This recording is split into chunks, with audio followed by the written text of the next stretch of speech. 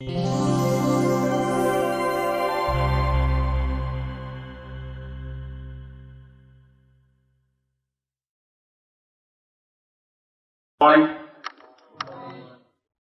thought it's not loud enough. Good morning. Okay. Okay. So I think firstly I would like to thank Make My Trip and Dushyant and his team for bringing this event to IIT Delhi. We actually badly needed such events, particularly in the space of UX. I'll probably tell you why we wanted this kind of events really.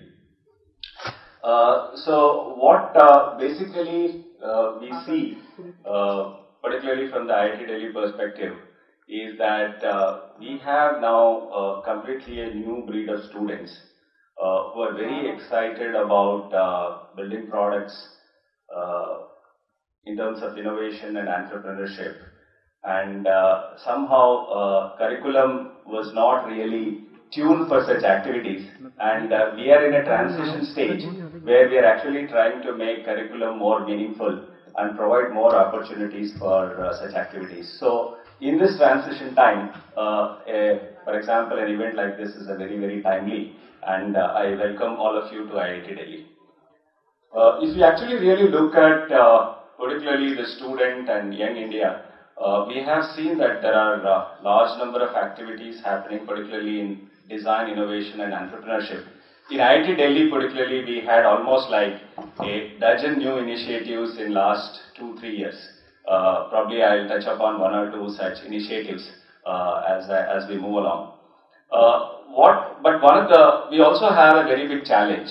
The challenge is that if I particularly look at not only IIT Delhi, the education scene across the country, we have large number of students, particularly engineering college students, students coming from 7,000 plus engineering colleges which are in India, are very excited to have an experiential learning in terms of product design and innovation, which is not easily available.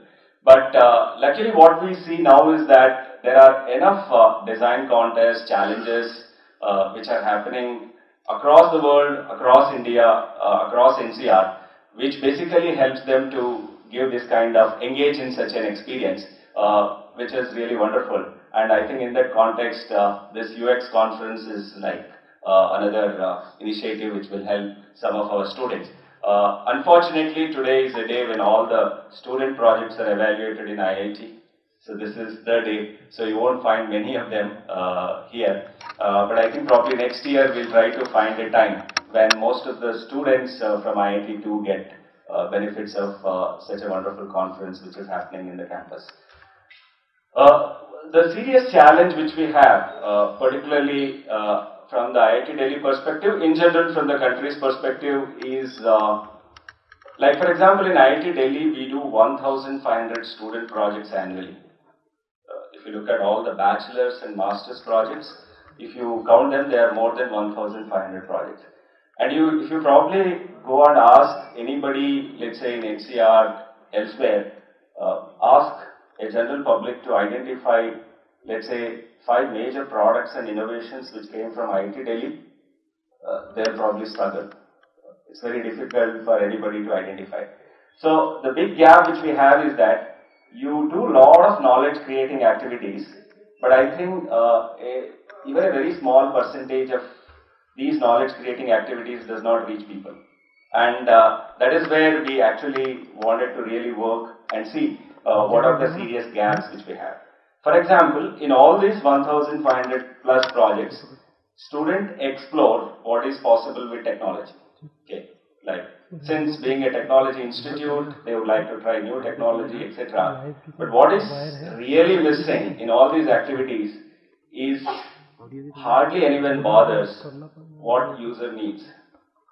Okay, I think most of these innovations are driven by exploring technology rather than what is actually needed by user, society, community or industry. So it doesn't start from there. It's like more of a push type of an innovation rather than the user trying to pull a particular need or a solution kind of a thing.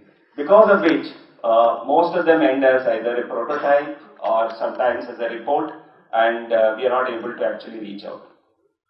So keeping that in mind, now we are actually trying to align our curriculum and our activities so that some major changes can be done. And in this process, we also burnt our fingers. Just to give an example, we were working on an undergraduate project, which is basically a assistive technology for the visually blind people. It started as an undergraduate project in computer science, and just like any other project. So this particular product is called SmartCane, which is already there in the market. It was released in the market this year, earlier in March. So this basically helps the blind people to navigate, or it's a mobility aid. The normal white cane, which is used by the blind people, can detect obstacle up to knee height. So what this cane does is that it enhances, or let's say it supplements the functionality of a white cane, and one should be able to detect obstacles knee to head height. If you really look at particularly Delhi and around, there have been a very serious problems in terms of mobility for the visually blind. For example, we have a faculty in English who is blind. If you actually look at his entire forehead is full of stitches. They're all tree branch collisions, which happened over a period of let's say many years. Now this is because there is no way you can actually detect obstacles such as this when you are mobile. So we were trying to basically work on a solution. Why not, let's say, put a handle onto white cane, which also has a sonic sensor, and you can detect the obstacle and probably convey the information to the user. So it started as a completely a technology project with no user involvement in the beginning. When we actually ended up with like version 12, all the features were user ratified and it did not have any resemblance to the original prototype which we had.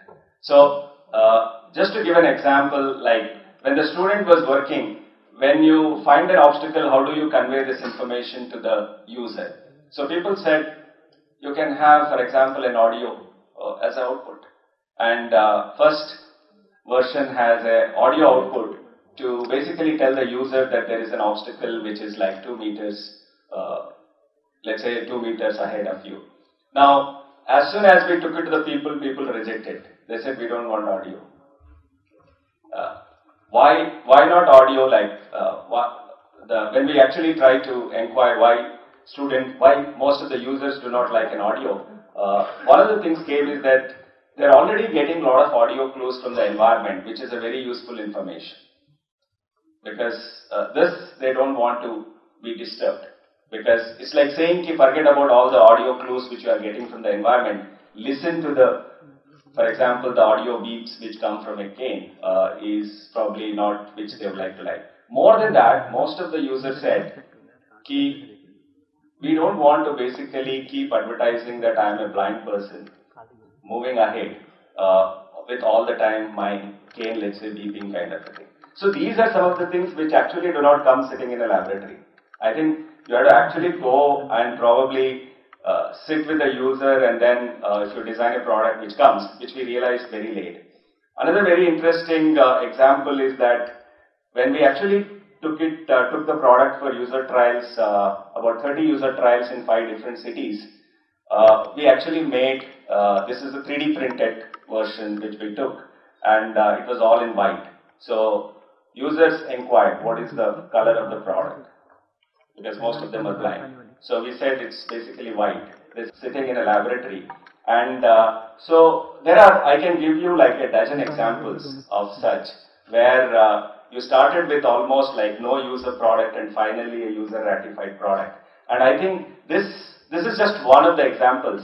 And I think this has given us an immense experience and lessons as to how to basically take some of the student projects to people. And I think we are actually building on that. So now we have, I just wanted to share 2 initiatives which we have, where this is a very integral part of the curriculum. We have a new course starting from last semester. It's called Inclusive Innovation. So the purpose of this particular course is that students from different backgrounds, different branches, That's another serious thing which is missing in our academics all over India, is that students are basically asked to do a project within their domain, not moving out of their specialization. And I think that doesn't end anywhere. So now we have a course where you say a textile student together with a civil engineering student working with, let's say, an MDes student and an MBA student would like to do a project. So now we allow such courses in the campus. And in this particular course, we said that first 1 month or first 1.5 months, major component is that you have to do your needs validation. That means you have to validate your need.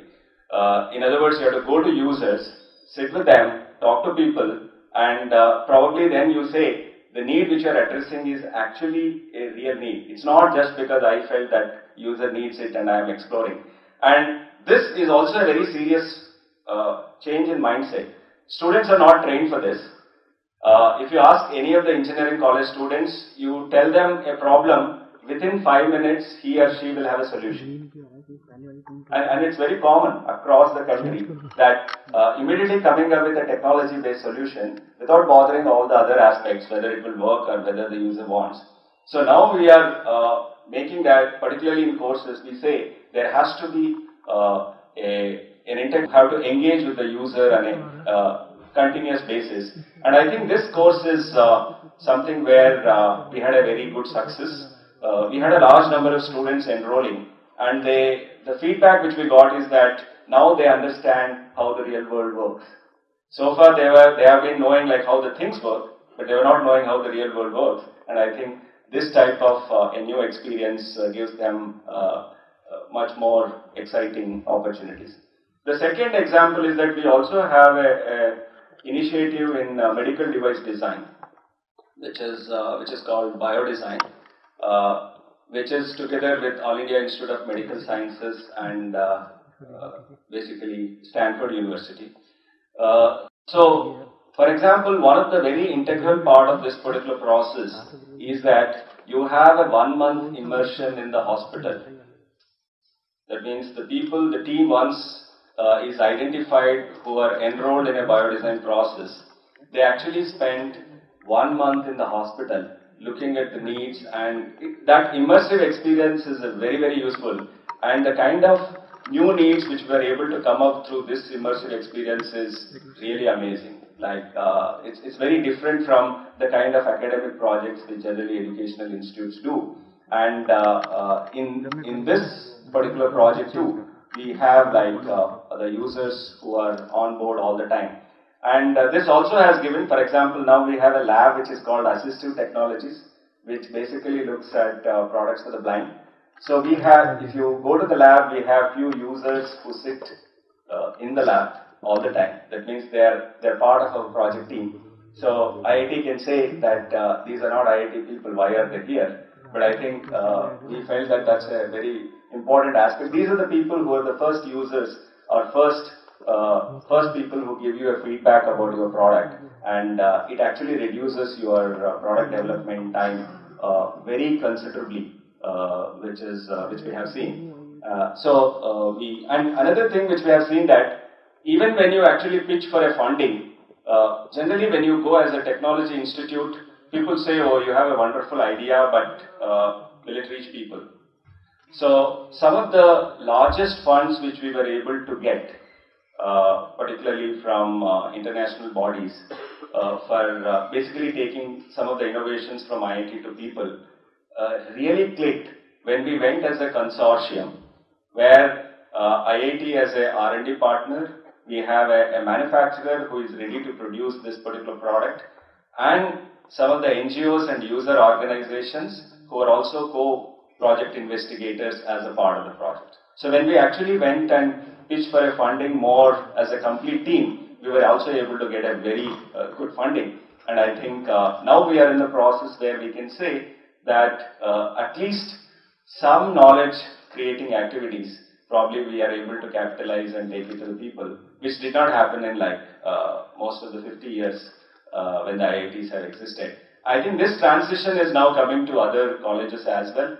and we are also learning from each other's experience, which is a wonderful time.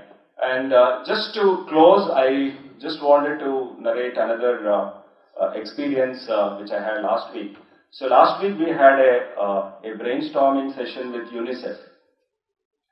UNICEF, all the UNICEF representatives from various countries were in Delhi to discuss on one theme which is called inclusive education for all. That means how do you make the books and learning materials and the publications accessible to people with all disabilities. And what came out of that 8 or 9 hours of brainstorming session, that even today we don't have a single book or a publication in the world which is accessible to people with all disabilities. That means some of them can be accessed for the blind, some can be done by people who are hearing impaired or speech disability, autism, dyslexia. If you look at all types of disabilities, we still do not have. So we thought now we'll work for a year, and when we meet, let's say a year from now, we'll come up with first publication or a book which we can show it to the world that this is basically accessible to people with all disabilities. So in other words, what we say as a universal design principles, there is still a very long way to go, particularly when we look at needs such as this, coming from an organization which is as big as UNICEF. So we are all learning from these experiences, and I think why I said this is a very great event for IIT Delhi is that there are a lot of changes in mindset needed, particularly in terms of bringing a user as a co-creator in most of our product development activities, which is, I would say, is not happening in most of our activities. I think that's all I wanted to share. I'm not an expert, I thought I'll share my experiences. Thank you.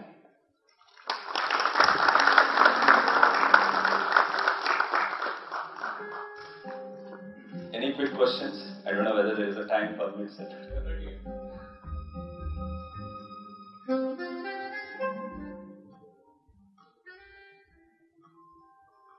Questions for Mr. Vivian Brown. We have the mics over there. Anyone? Okay. Thanks. Yeah, we'll be around for some time.